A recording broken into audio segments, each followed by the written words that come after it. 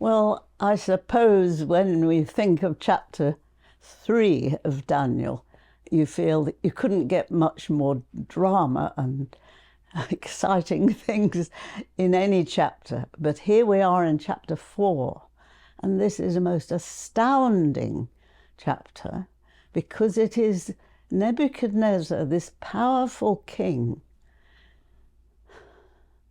laying before the world, literally, his life. And I want to read to you one verse just to show you where he's got now.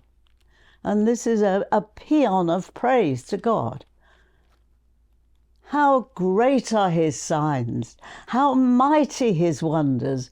His kingdom is an everlasting kingdom, and his sovereignty is from generation to generation. That is Nebuchadnezzar talking to God, who is now his God. And this chapter that I'm going to read to you now, please, while you're hearing me read it, could you look out for key moments, both negative and positive, in his life, because he tells you the whole thing, bad and good. So let me start and then we can discuss it. King Nebuchadnezzar, to all peoples, nations, and languages that live throughout the earth, may you have abundant prosperity. The signs and wonders that the Most High God has worked for me, I am pleased to recount.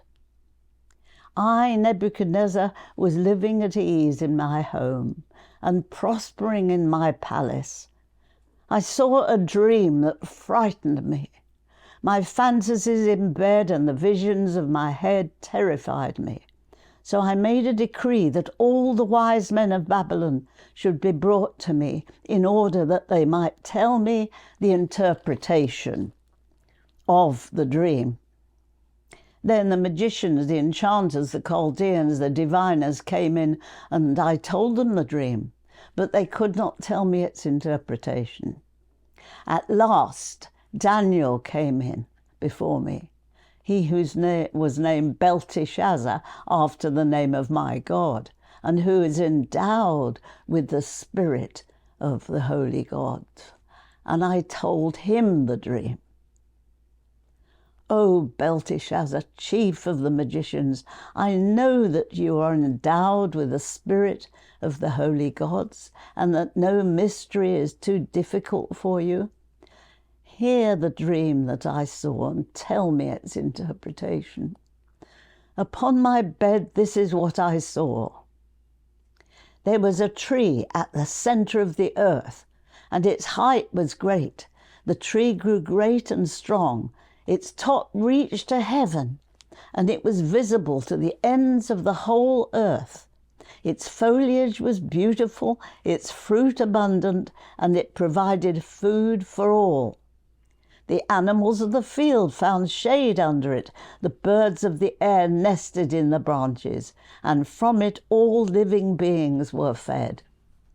I continued looking in the visions of my head as I lay in my bed, and there was a holy watcher coming down from heaven, and he cried aloud and said, "Cut down the tree and chop off its branches, strip off its foliage and scatter its fruit.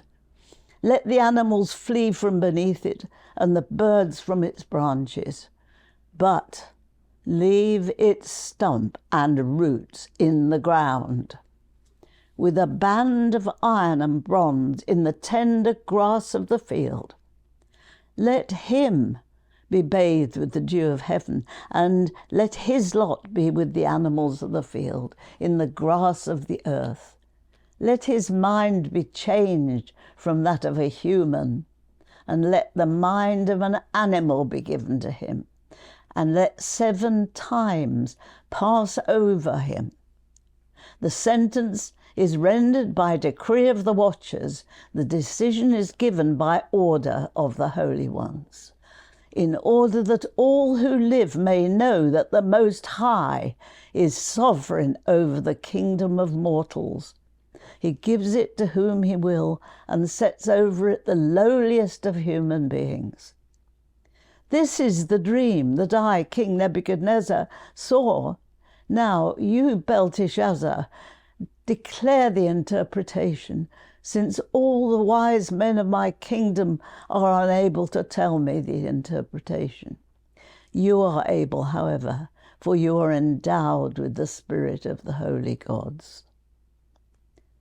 Then Daniel, who was called Belteshazzar, was severely distressed for a while. His thoughts terrified him. The king said, "Belteshazzar, do not let the dream or the interpretation terrify you." And Belteshazzar answered, "My lord, may the dream be for those who hate you, and its interpretation for your enemies. The tree that you saw, which grew great and strong, so that its top reached to heaven and was visible to the end of the whole earth, whose foliage was beautiful and its fruit abundant, which provided food for all, under which animals of the field lived, and in whose branches the birds of the air had nests. It is you, O king. You have grown great and strong. Your greatness has increased and reaches to heaven, and your sovereignty to the end of the earth.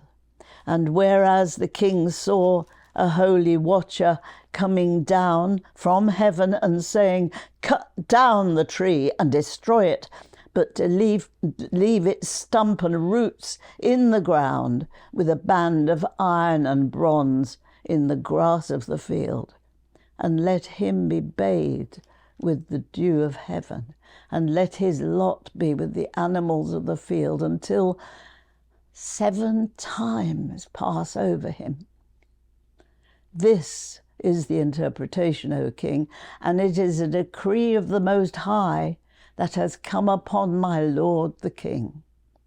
You shall be driven away from human society, and your dwelling shall be with the wild animals.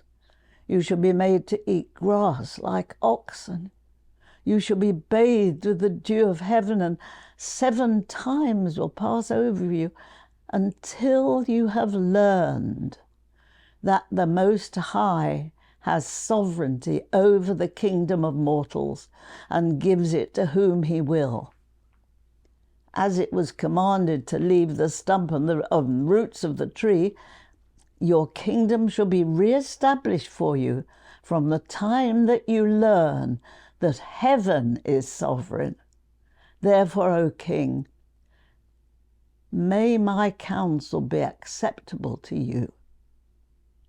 Atone for your sins with righteousness, and your iniquities with mercy to the oppressed, so that your prosperity may be prolonged. All this came upon King Nebuchadnezzar. At the end of 12 months, he was walking on the roof of the royal palace of Babylon, and the king said, "Is not this magnificent Babylon, which I have built as a royal capital by my mighty power and for my glorious majesty?" While the words were still in the king's mouth, a voice came from heaven, "O King Nebuchadnezzar, to you it is declared, the kingdom has departed from you. You shall be driven away from human society, and your dwelling shall be with the animals of the field. You shall be made to eat grass like oxen, and 7 times will pass over you, until you have learned that the Most High has sovereignty over the kingdom of mortals, and gives it to whom he will." Immediately the sentence was fulfilled against Nebuchadnezzar. He was driven away from human society, ate grass like oxen. His body was bathed with the dew of heaven until his hair grew as long as eagle's feathers. and his nails became like birds' claws. When that period was over, I, Nebuchadnezzar, lifted my eyes to heaven, and my reason returned to me. I blessed the Most High and praised and honoured the one who lives forever, for his sovereignty is an everlasting sovereignty. His kingdom endures from generation to generation. All the inhabitants of the earth are accounted as nothing, and he does what he wills with the host of heaven and the inhabitants of the earth. There is no one who can stay his hand or say to him, "What are you doing?" At that time my reason returned to me, and my majesty and splendour were restored to me, for the glory of my kingdom. My counselors and my lords sought me out, and I was re-established over my kingdom, and still more greatness was added to me.